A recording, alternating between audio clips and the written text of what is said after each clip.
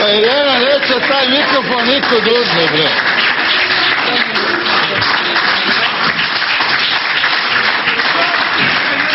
Da, čitam.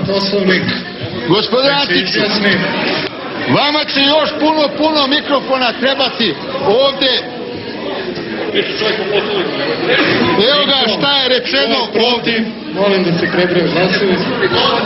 Morate da dižete ruke.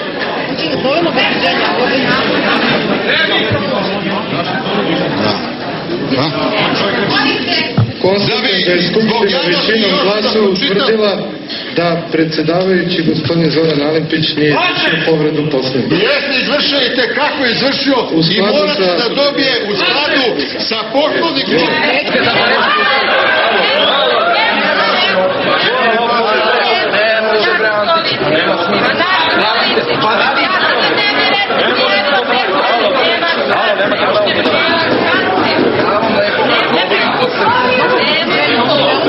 Nemoj da slučiš Olimpića, da ti Antiću nisi takav čovjek ko on što lopov, nemoj to da radiš.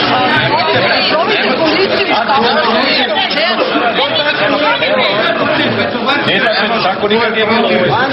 Tako nije bilo. Ne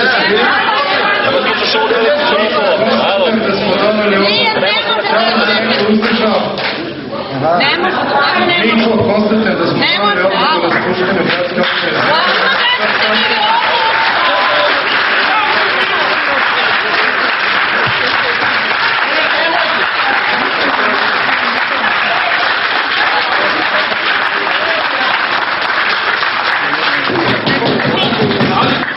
Zahvaljujem. Prelazimo na sledeću točku.